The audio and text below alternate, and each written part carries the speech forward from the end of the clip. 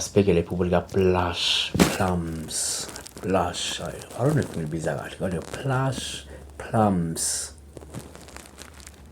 Okay. Uthi I dreamt I was a mother to boy triplets. Okusho ukuthi la into ayiveza ukuthi uphupheke ewumama wabantwana abangamawele abathathu. Noma ke abafana abathathu abangamawele.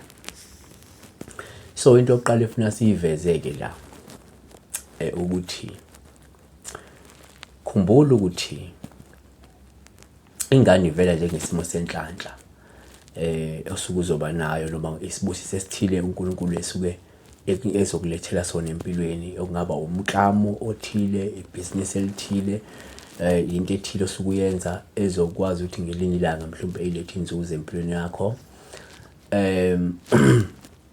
Ingane ziyaba uphawu lwenjabulo lokunethezeka osuke kungaba nako empilweni yabona uma ukugculiseka ungaba nako empilweni yabona. Kodwa futhi at the same time ingane ziyavela as spiritual children or spiritual kids, izingane zikamoya lezi abantu othola ukuthi ziyavela empilweni zizothatha mhlawumbe isimo senhlanhla zizokwenza impilo ibe nzima zizokwenza impilo ibe lukhulu. Usho ukuthi ingane ingavela njengoPaul kodwa nje ingane ingaphinde futhi ivele njengoPaul ubi yabona.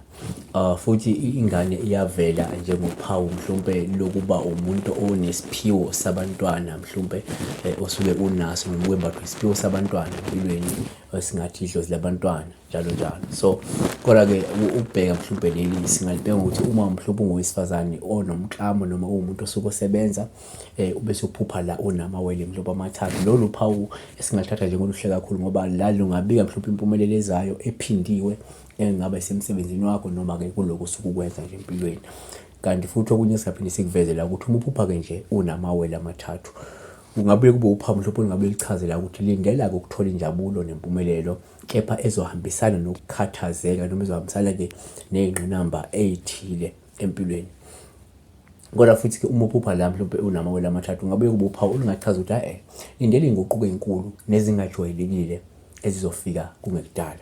Asifali ngokuthi uma uphupha awunamawele amathathu ngabe uphawu lobika ukuthi mhlawumbe uzothola indaba ezinhle nezimnandi mhlawumbe obususilindeke isikhathi eside. Ngenzeka mhlawumbe lokho kade ukwenza kade ulindele ama-results kade ulindele imiphumela emihle but now seliyaqinisekisa ukuthi maybe esikhathini esingengakanani sizayo uzokwazi ukutholekela imiphumela emihle kakhulu. Siyabonga kakhulu uNkulunkulu engathi-ke ngakulonde kubusise.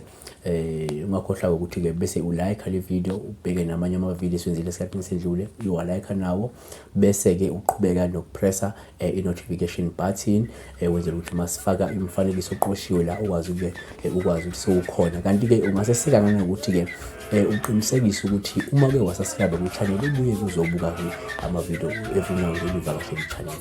God bless you.